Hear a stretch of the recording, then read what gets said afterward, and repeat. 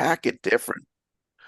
And I thought I'd hit record since you're already talking good Yeah. stuff here. So, opportunity index, you're trying to decide the level of action, maybe, or I guess there's an actionable level and then there's a possibility level. You see what I'm saying? I don't think it's this.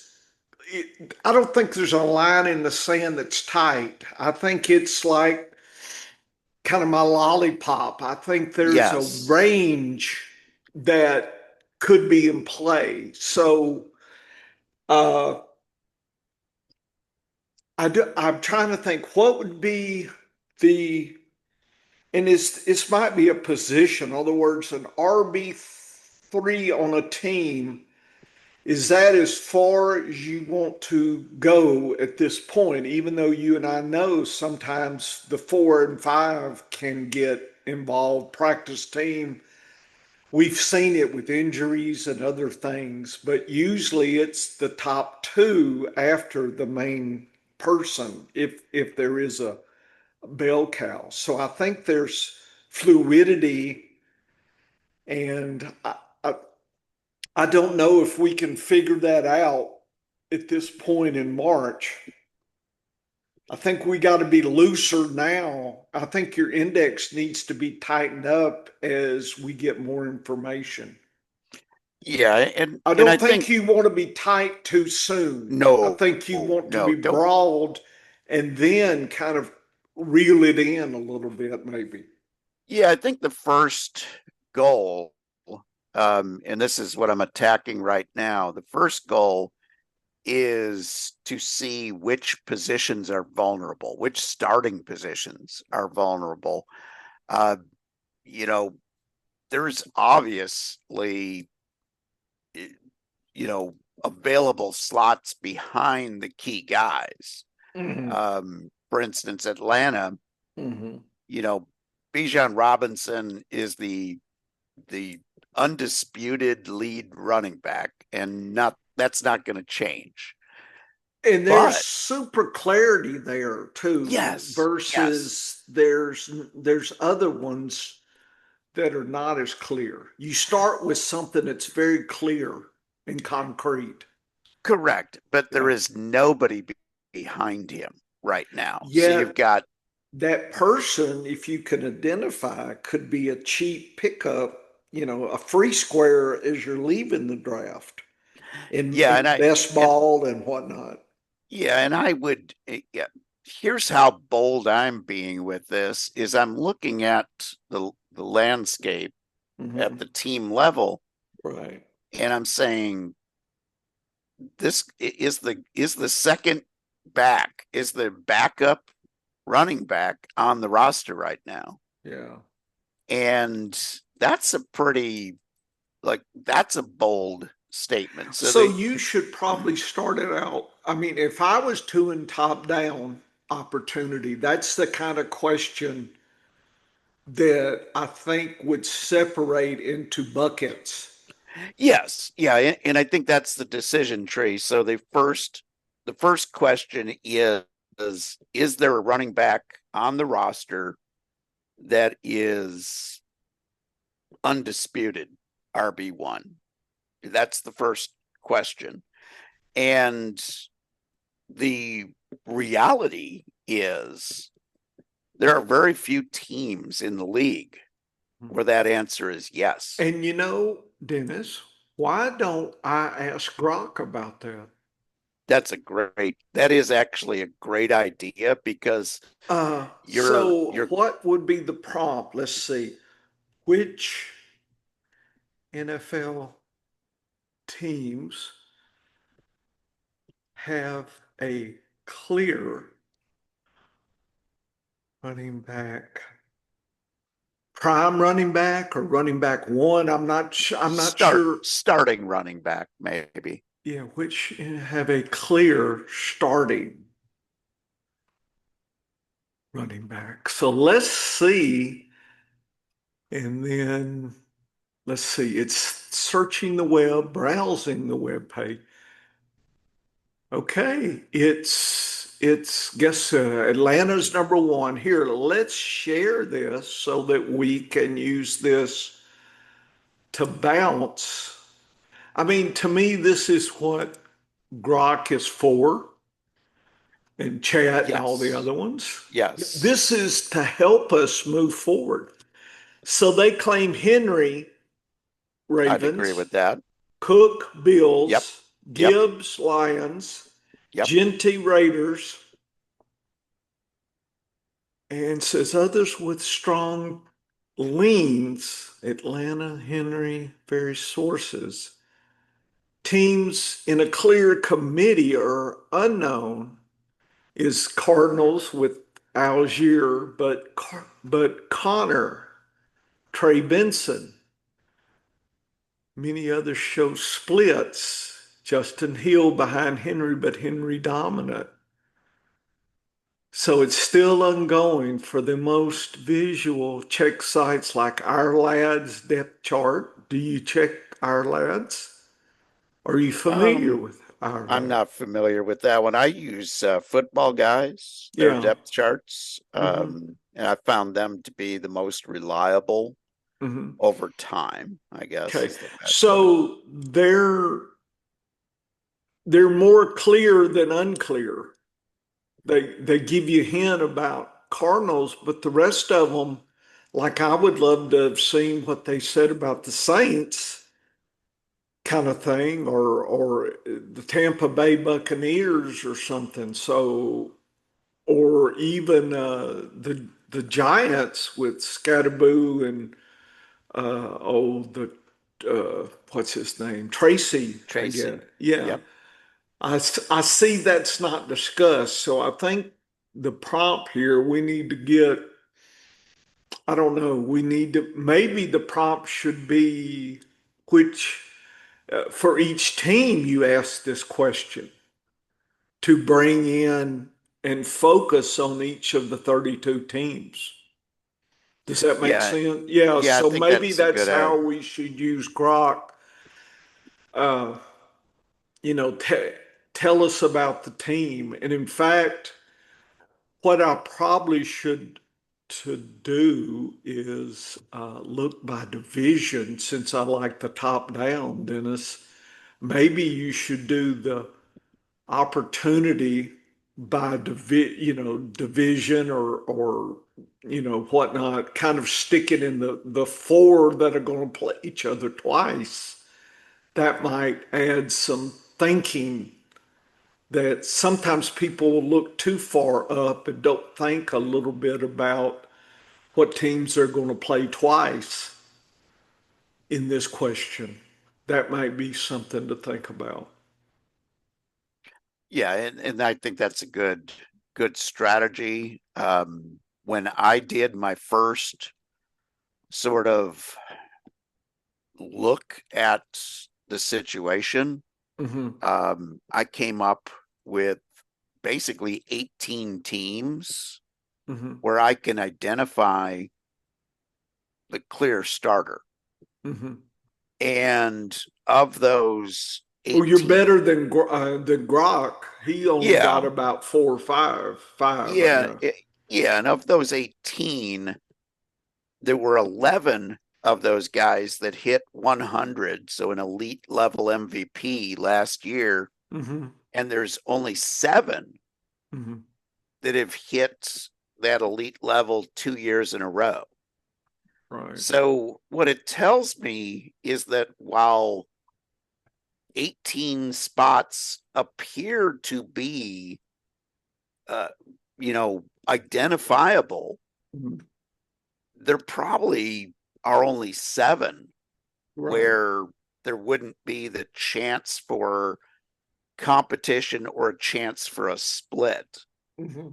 based on elite performance. Hmm. And even on those seven that have hit 100 2 years in a row, Hmm. we know some of those guys like Gibbs are in a timeshare situation. Yeah. And the question is, how much do they lose to the So backup. what do you think about the Lions and Gibbs? And let's see, they bringing in who else? They're bringing in somebody. Pacheco Pacheco. from Kansas City. So So what skills does Pacheco have that Gibbs doesn't? power back, just Power like back. just like Okay. Just like Montgomery. Monty. So Monty, yeah. you got a different knuckles. You still have the same Sonic. And Oh. the and here's the thing is 2 years ago, 2023 season, Mhm, Pacheco had a MVP index of 100. And as a mhm, rookie, he had a 73. mhm, So anything over 70 in this league right now is able to hang on to RB1 or RB2 level. mhm, So, Pacheco, another year post surgery, mhm, had surgery in 24, did not look the same last year. mhm. And now you're putting him behind a good offensive line. He's a year removed from surgery. The And the and having Sun God and whatnot, they can't play on the line all the time. They've got to play. The dynamic nature gives those running backs more opportunity than other situations. Oh yeah, and how many goal line situations are you going to have? Golf not being a quarterback that you're going to be, looking to give the ball to. Yes, he could be passing the ball in the Well, you red got zone. Laporta, you got Yep. Sun God, Oh you yeah. got Jamerson. Is he still on there? Yep. And you got uh, Tesla, who was a good So red zone there you target. go. So it Lots of red zone so targets. there's yeah, you can't just sit there and stack the box. You got to be No. dynamic if you're playing them, Which is especially what at home. Yeah, which is what gives Pacheco the chance to maybe get some, he's going to be a touchdown But dependent just like Monty was. flex guy. Yeah, and Monty was, you know, if you look at what Montgomery did last year, his volume dropped way off, Mhm. but he was still quite efficient. He had an MVP of 90. Yeah, that's very efficient for a number two. Yeah, so In other that's not words, bad. what was the highest number two MVP last year? most of the most of the number twos, Mhm. like the best number twos, were in the 70s. Yeah, so Monty was the So best number two. Monty was an elite number two, but his volume dropped off. But Mhm. he was still performing, and just not as great as he had been in the past in that offense. I mean, in the offense, prior to last year, Yeah. he got so much more of the split that he was able to be 115 2 years in a row. So, less volume was still a 90. I'll take that. Mhm. I wouldn't have been too upset about that. And now he'll be in a timeshare in Houston Mhm. with Woody Marks. So what does that mean? And that's kind of where I am with this is that first sort of data is going to identify the open positions, but that RB2 slot behind is wide open in so many circumstances. Um, you know, even the guys that are 100 and higher on MVP, look at Baltimore, classic case, Derrick Henry. You got Ali and Justice Hill behind him Mhm. because Keaton Mitchell's gone. Mhm. So what does that mean um, for volume behind Henry? I mean, Ali would probably be more likely to be the guy if Henry went down. But in the meantime, Justice Hill is probably that that third down guy and Right. the passing down. Although here's the thing, Mhm. we've got a change of head coach and offensive coordinator. You got Lamar Jackson rumored to be wanting a trade. So Mhm. are we going to see a big change with Baltimore? If they trade Lamar, I wouldn't be surprised to see them try to move Henry as well, because I think you'd be in a total rebuild if you went into that routine. But Mhm. even as the team stands right now, there's not a definitive number two behind Henry. You've got a split behind Henry. So I guess the way I look at this is, you know, dominant running back, dominant lead back, yes or no. So that's the first decision tree. And then, you know, behind that lead back, the question is there a definitive backup? And there's a lot of teams where the backup situation is a split. Look at Buffalo. So when you get this article,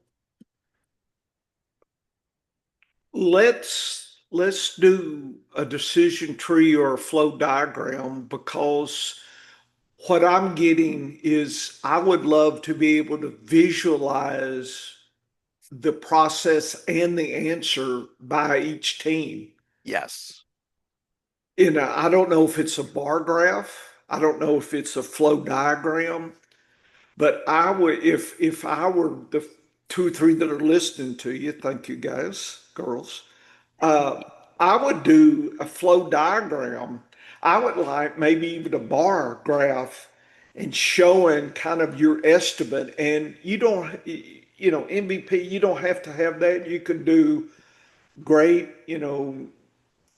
good, average, not good, and maybe make your own estimate and do it now, and then keep track of maybe every month, come back to that. And then by August, take a look at the shift and see, does that make sense? And then, of course, it's all about ADP and value. But I would practice in my diary kind of your opinion about the team. And you need to, I mean, you could ask Grok people's opinion. Like I said, I would use something like Grok or Chat GTP or whatever. I would ask by team and prompt like that. In other words, figure out a prompt to where they're given the public's view, and then think about your view, and then that balance, that difference could be the value that you're seeing that the public is not, because we're competing with the public. So Dennis is using the opportunity index as he's inventing us the old slide rule for he and I to use to measure the ADP value that we're going to be presented with when we're drafting at the expo on draft night out.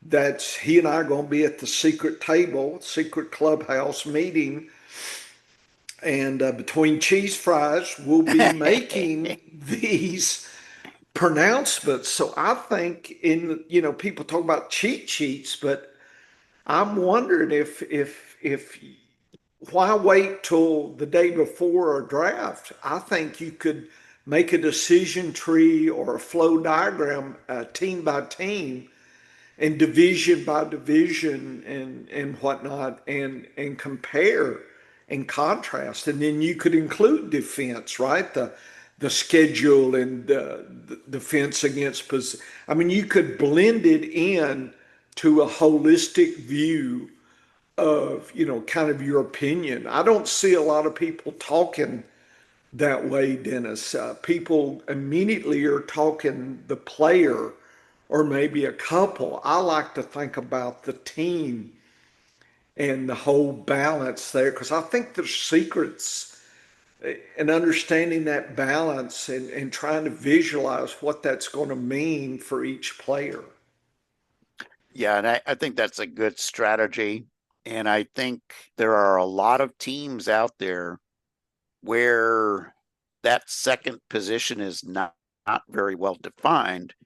And then there's other teams where you just don't know what's going to happen. I mean, look at Jacksonville now Mm-hmm. without Achan. Mm-hmm. We learned that he pronounces a Cajun pronunciation of the name, and it's actually sounds like Achan instead of ETN. But now you got Tootin, Rodriguez from Washington, and LaQuint Allen. Where is that? Where is that backfield going? Like, Mm-hmm. I have no clue how the split of that backfield is likely to be. I don't think So it's yeah, I don't think it's a direct 1-for-1 of Tootin going in there. I think Rodriguez played college ball with Liam Cohen, so he's got his old coach back from college that leaned on him. Did he bring him in to split carries? mm-hmm. And what are we going to see of LaQuint Allen? We didn't see much of him last year at all. Mm-hmm. Or do they go back into the draft and add a fourth body to that and complicate things even more? Right. Those are the kinds of things that you're not sure of. And then you look at a team like Kansas City, they didn't sign Ken Walker III to split the backfield duties. They are probably going to lean on the guy. And the last 2 years that he's been leaned on and stayed relatively healthy, he's been over 100 in MVP. Last year dropped to a 41 in a split backfield situation, and in 23 a 71. Just kind of a down year for him.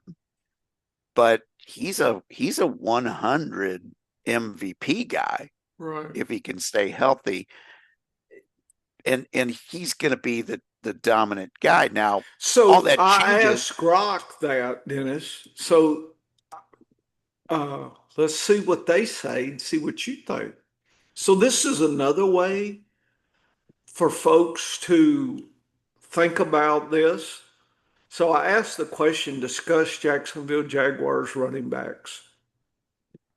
Major shakeup, just like you think. ETN is gone. And so for depth, they're saying Tootin and Rodriguez.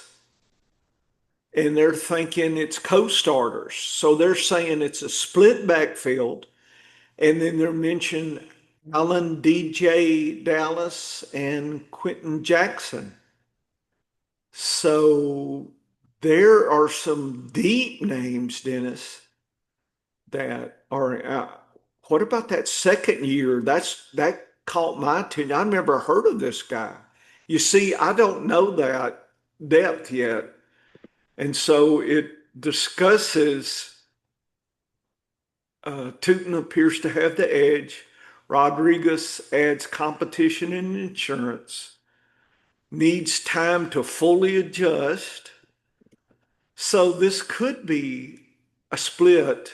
And then if Tootin picks it up, he could be maybe 60-40 or 70-30. But if he doesn't, Dennis, do they split it into threes? In other words, the decision tree is not made yet and may not be made until mid-season. This is what it's kind of hinting here. Uh, predict Tootin could emerge, uh, and no clear starter. So it's giving you some ideas, but this is how you use Grok, folks. To me, is you have some ideas, but then see what uh, the public is thinking, or this is Grok is kind of the public. Yeah, and and this guy who they've got listed there Mm-hmm. is this LaQuindon Jackson. Jackson. So he was actually very productive Mm-hmm. back in his college days. So, he finished up with Arkansas. That was the last place he was. Mm-hmm. And he's kind of was a quarterback coming out of high school. So he offers quite a bit, and he's a 6'2", 230 guy. Yeah, that's So interesting. Did you we're know talking about him? big guy. Yeah, I did. But only because of Dynasty. So I picked up a few shares of him and stuck him on my taxi squad last year just in case something Mm-hmm. happened. So he came out. He had one more year of eligibility, Mm-hmm. but he came out. Um, and again, he formerly was a quarterback, Right. and he had 15 touchdowns with Arkansas his Mm-hmm. senior year or his Mm-hmm. junior year. It would Mm-hmm. have been. He had an extra year of eligibility that he didn't use. So this is a guy who who's got something there. Like he's not a bomb. We don't know what he can do. And So if there's an injury, he oh yeah, could he yeah. could jump ahead of DJ Dallas and Quentin Allen. I mean, it could be not as clear as people think. No, I don't think it is clear at all. And he actually offers, he's like the only guy on this team other than Rodriguez Mm-hmm. that offers you any kind of a power back type of profile. Mm-hmm. So, and again, not saying that that's the profile that will dominate here or whatever, Mm-hmm.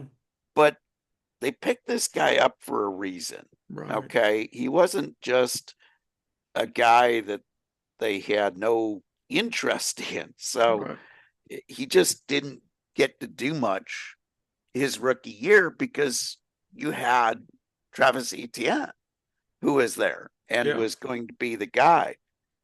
But if I look at a guy who was a quarterback in high school and a quarterback his first year Mm-hmm. in college, I look at that guy and I'm like, ooh, okay. This is interesting. Now he was an undrafted free agent, Mm-hmm. but we've seen undrafted free agents hit, you Right. know, and so you're right. He's a guy that I would have on my depth chart. DJ Dallas is not. DJ Dallas is a career special teamers guy Yeah. who's gotten a few carries, but he's a special teams guy. That's why he'll make the roster uh, if he makes the roster. But right now, Tootin was supposed to be the heir apparent. He didn't take over last year. He didn't look awful though in spot play. I mean, he's got some pop. We saw Chris Rodriguez have a few good weeks.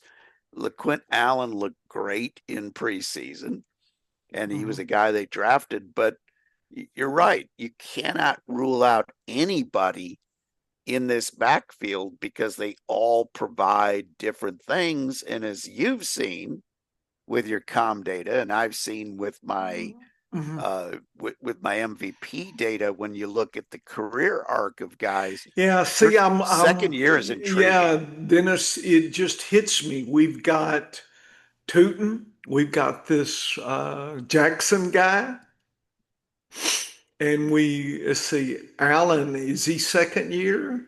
Yes, yep, Yeah. he was. So we've got three second year players there. That's very intriguing given the career arc that it says there's not a 3 year breakout. You hear about that. The data doesn't support that. It looks like it's 2 year breakout.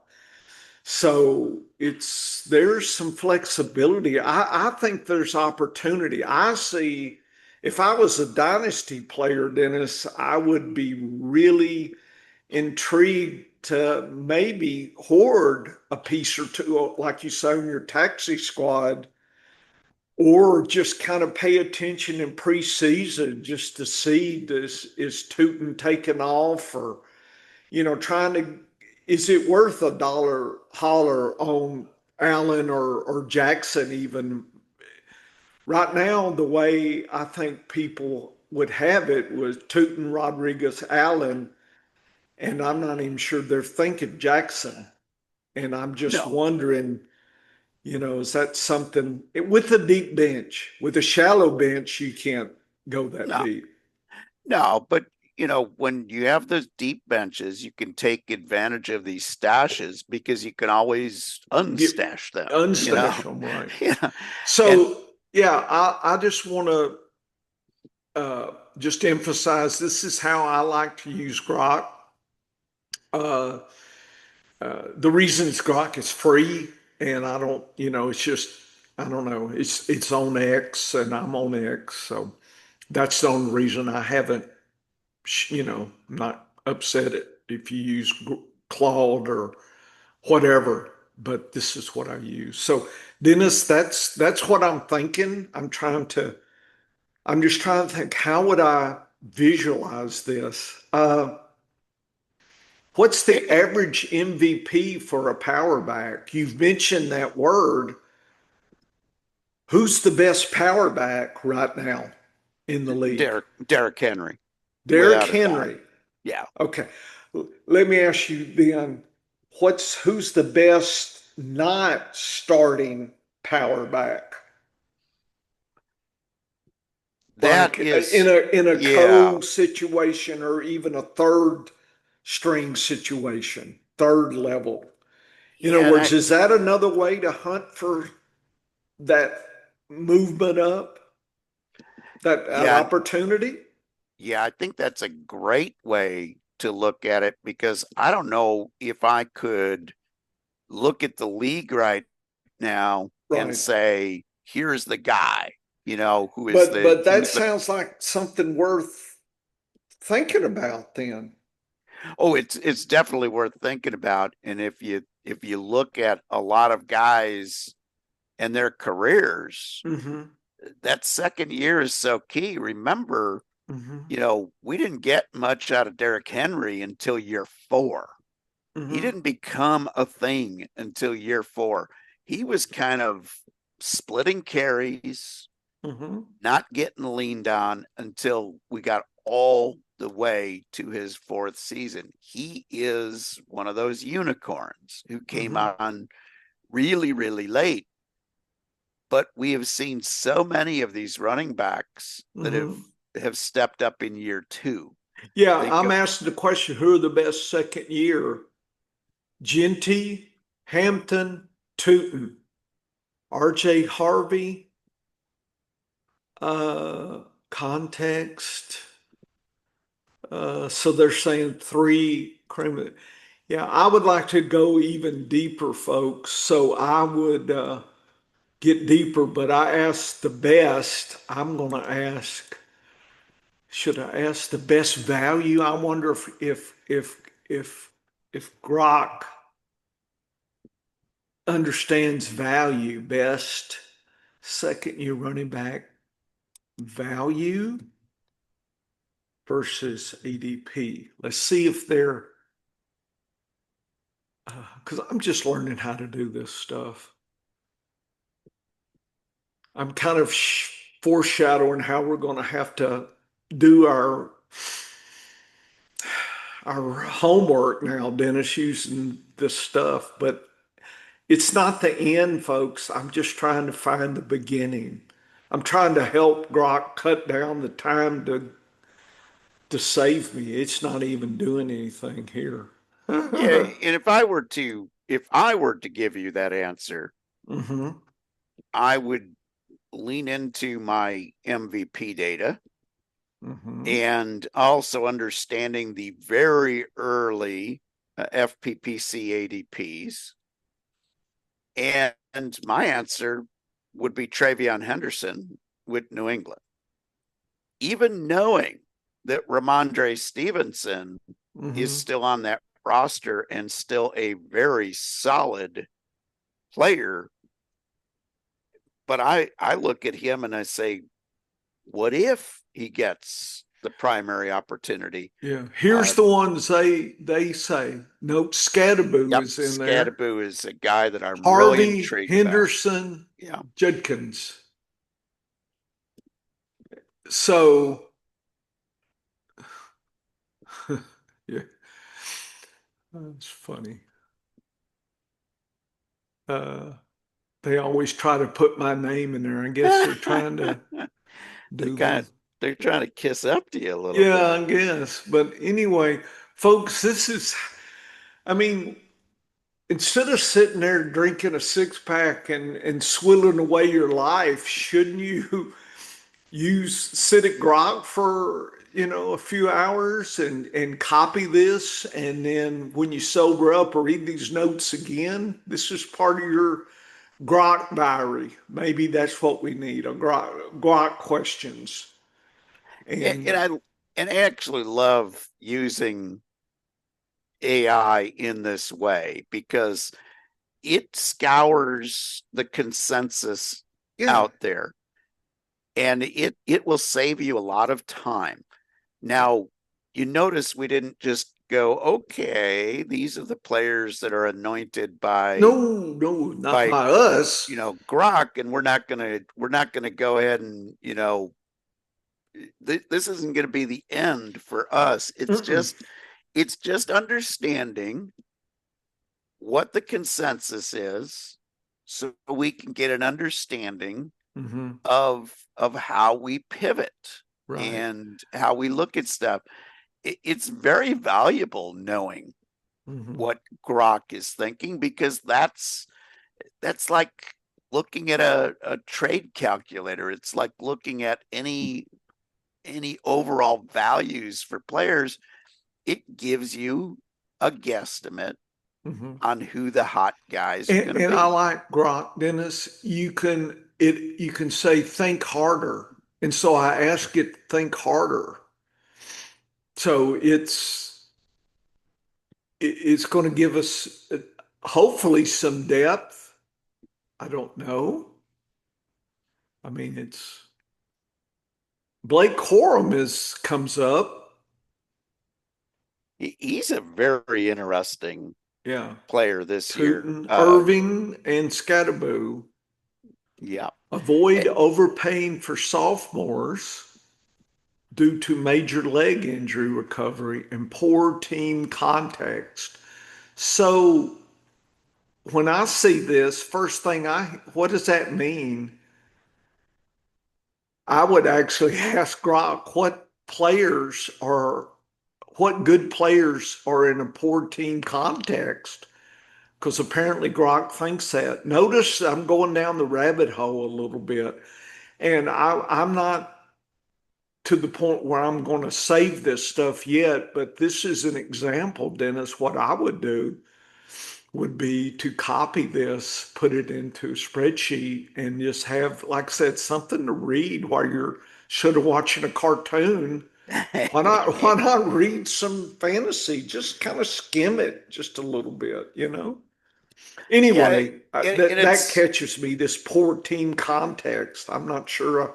That sounds like sleeper or something. I'm not sure I know the exact definition of what that means. What's a poor team, versus an average team context versus a good team? How would you distinguish those buckets? I'm yeah, and just, it's real easy to tell you who had a poor team context last year. I mean, Cleveland did. yeah, They were a mess at quarterback. yeah, But here's the thing. yeah, Every year the deck is shuffled. shuffled, So you add players, you right, add maybe help on the offensive line, even. yeah, Um, what if Deshaun Watson right, stays healthy and he plays back to what we've seen of him in the distant past? I mean, hmm, he's not an old timer. This isn't a 40-year-old guy right, that we're we're certain is going on the downhill side of his career. I mean, this is a guy who is entering, his age 31 season. That's prime time for a throwing quarterback. Right. So he had a 144 MVP back in 2020. Now, that's a long time ago. Right. He hasn't done anything since. But he does have that past that you look at and you say, what if could he be better at quarterback than what we saw last year out of Cleveland's quarterbacks? Right. I think the answer is yes. So maybe that moves some players on that team up. I'm, again, not saying that Cleveland's going to be a Super Bowl contender. What I'm looking at is, from a fantasy football standpoint, could the quarterback play be better in Cleveland? Even if it's Gabriel or Sanders, they're a second-year player now, not a rookie. Right. So yes, the possibility is that they are a much better team than they were last year. But we get surprised every year by 3 or 4 teams that really step up, either offensively or defensively. They're going to surprise us. Right. And I copied is Cleveland all going to be one of those teams? Yeah. So is Cleveland going to be a surprise team? I don't know.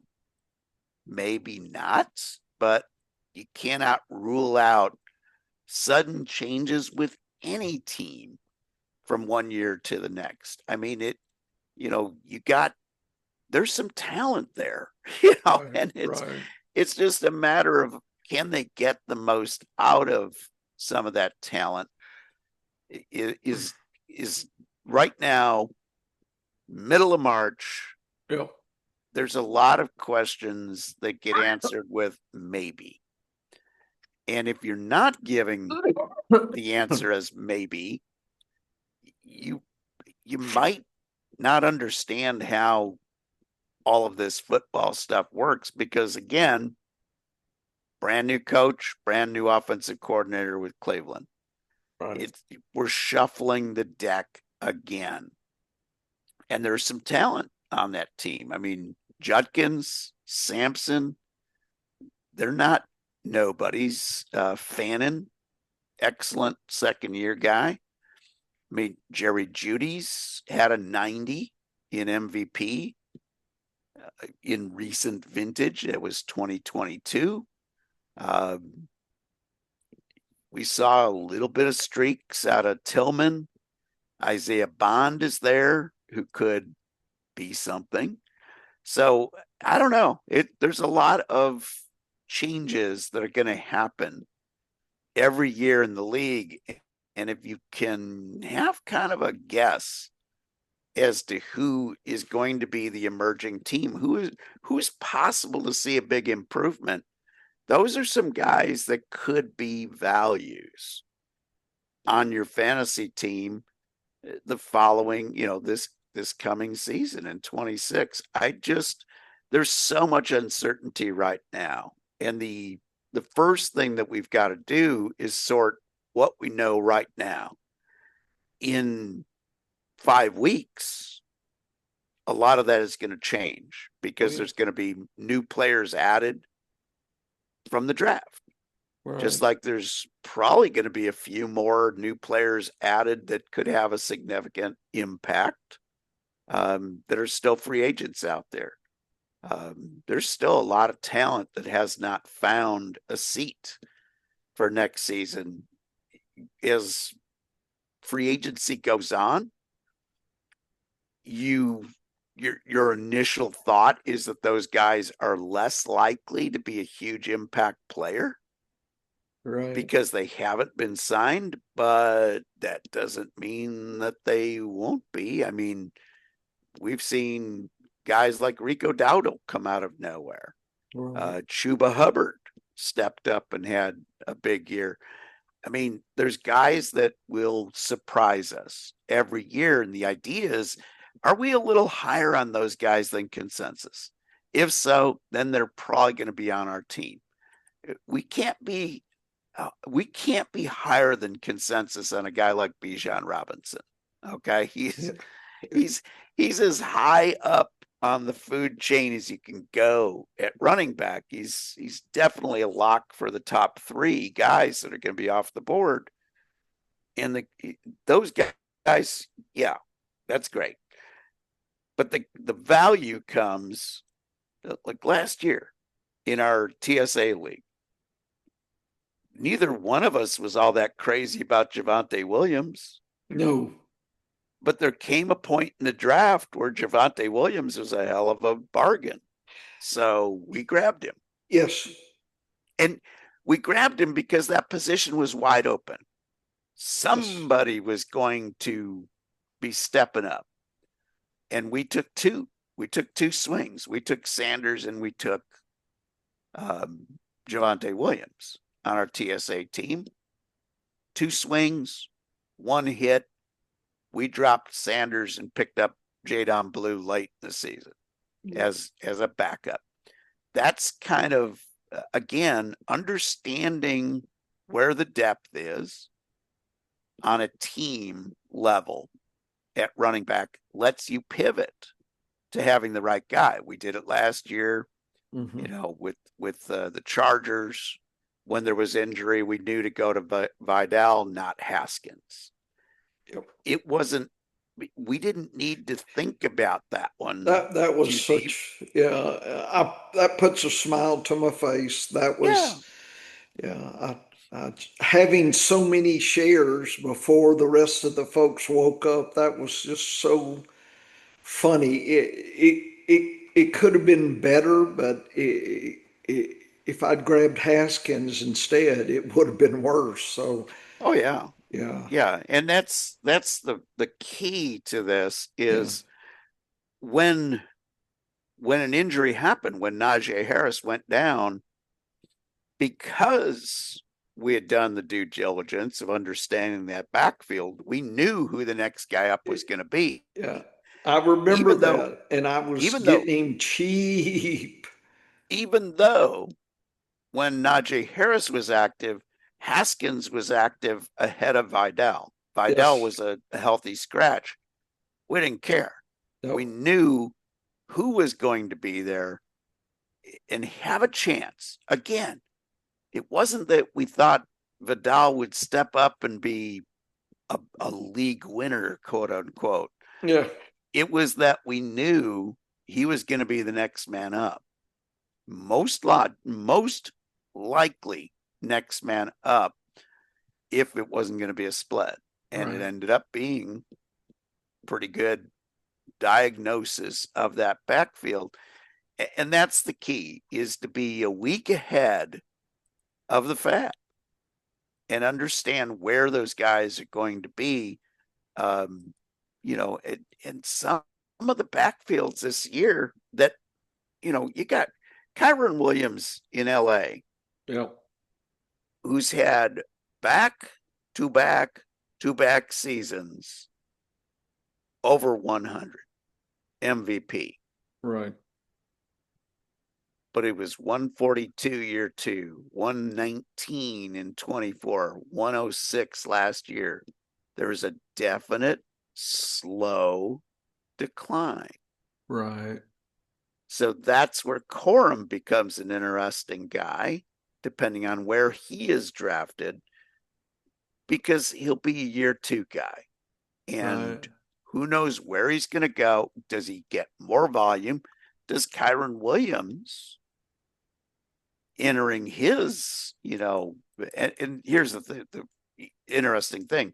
Kyron Williams has been in the league for 4 years, and he's the same age as Corum. And so Dennis, that's an interesting I'm sharing twist as well. The career art by my Bush figure, and just folks, this is the box and whisker that you can look up. We talked about, but look at the jump year 1 to 2.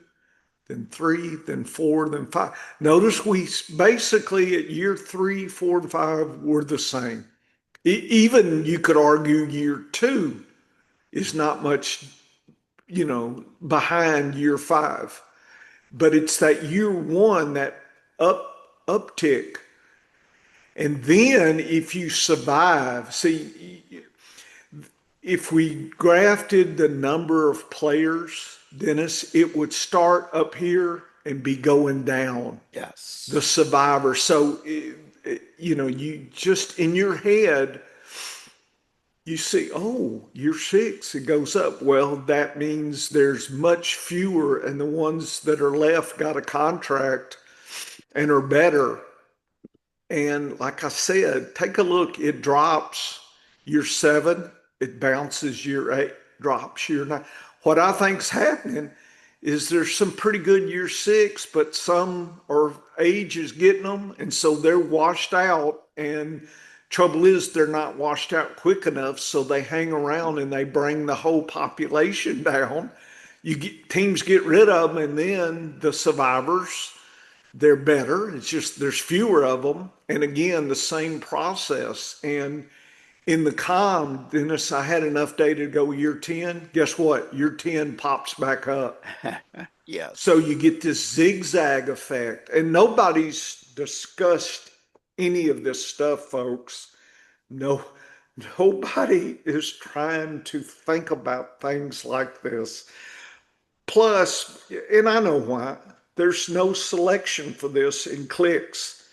When I would try to tell people, go look at this, people like, oh, this is too complicated. I don't need that. Where's the, just give me the wood. I'll start, I'll worry about this stuff later. Just tell me what I need to know. Tell me what's on the test, Dr. Bush.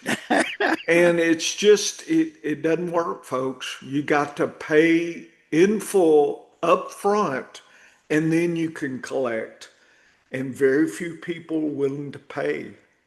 But while everybody's flipping around and getting you to click on their little feel-good articles in March, I mean, come on. It's, we don't get serious till August.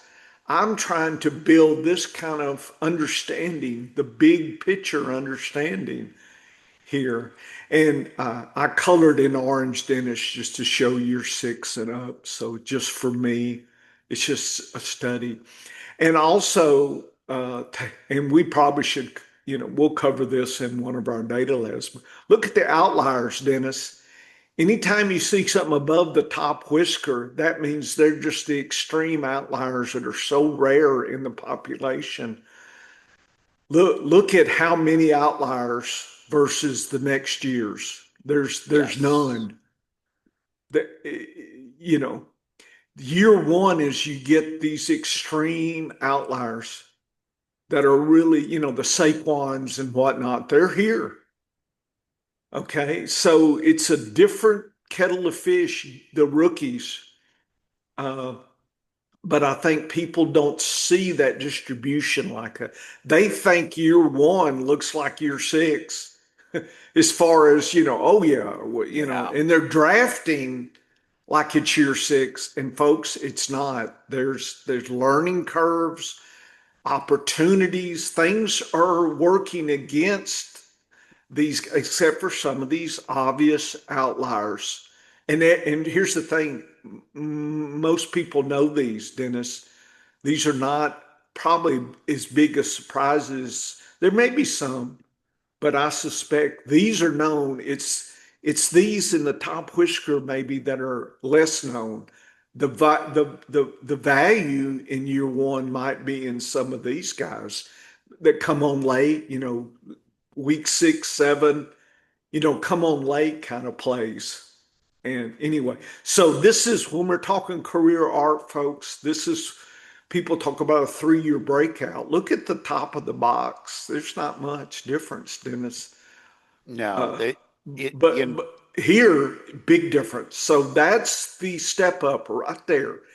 And that's why I said it would be to your advantage to ask Grock who all the 2-year running backs are. You just put them on a score and then try to vision who has the opportunity. Take some guesses. Read Dennis's stuff coming up. But I would treat second year different than third, fourth, fifth, and then year five, I would be like, okay, if they're going to year six, did they survive? You know, just remember the rug is going to be pulled out from everybody at some point, Dennis. Running backs. Quarterbacks can last longer. But here's one interesting thing with this data is it shows you that the old timers, the extremes of the old timers, the guys that are living in the whisker, Yeah.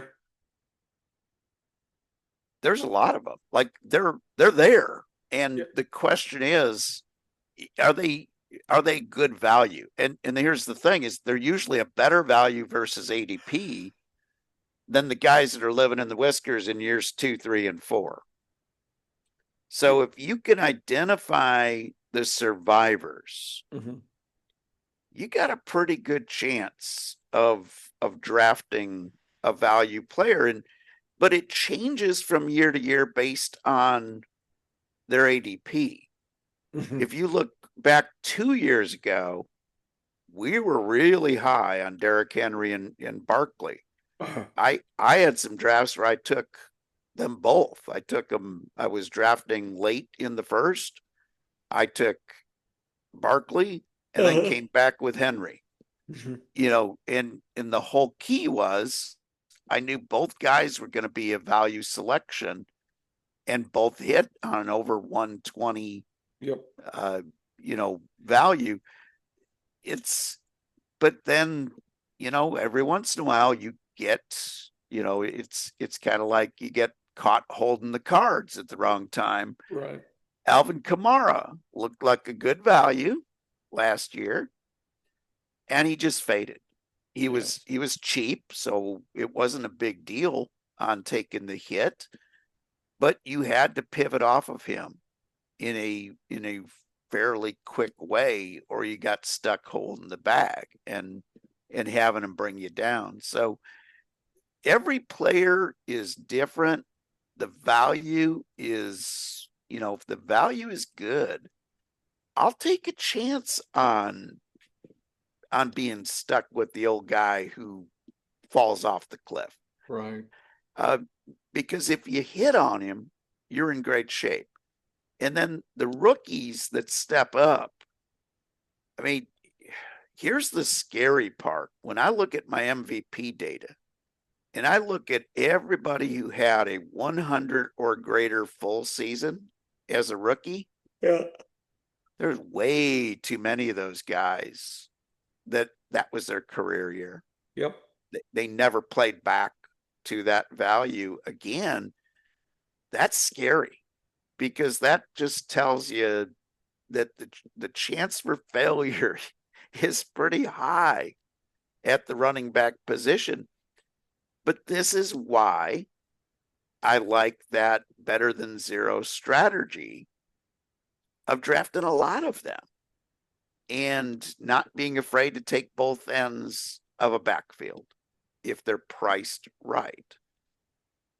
You know, this year that might mean leading off with Bijan Robinson and coming back with whoever is the backup.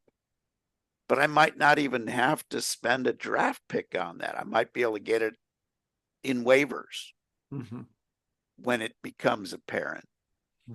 But I do like this idea of a decision tree per team because very few teams are going to have a lead running back that you can absolutely count on. There's going to be a lot more that'll be kind of a 1 and 1A where it'll be an entry. Maybe you can decide which part of the entry, you know, like in horse racing. If I've got an entry in the race, I'm pretty happy with that because I get two, you know, especially if it's two good horses as an entry, I'm getting two chances on getting that win ticket. Right. Sometimes I've said, oh, 1A is the horse, and 1A ran seventh and won, saved you Yeah. by winning the race. That same strategy in fantasy football is not a bad strategy. So Denver, RJ Harvey, J.K. Dobbins. That's going to be a split until somebody gets hurt. I don't mind owning both halves of that backfield if I can get them cheap enough. Same with New England. It appears to be a split backfield going in, but if I can get them both cheap, I'm probably getting my 25 points, no matter which way that backfield runs. I'm getting 18 to 25 out of playing the tandem and could have some bigger weeks than that. I'm okay with that. I just want to have options, and I want to have options at all 4 quarters of the season. And that's what we're seeing a lot of with this COM data and the Bush LR data and my MVP data. Those premier running backs are few and far between. You're going to have to rely on more than the premier guys. It's not like fantasy football was 20 years ago, where you had 25 lead backs. Yeah. And then you had 7 that were up for grabs any given weekend. Now you've got probably 10 to 12 that you know the roles, and you're getting enough volume every week that you've got a starter. The other guys, my goodness, that split is getting bigger and bigger. And that's where maybe playing the tandem is going to be the strategy going forward more and more often, if you can get them at the right prices. At the right price. Should I stop recording now, Dennis? I think that's a good idea.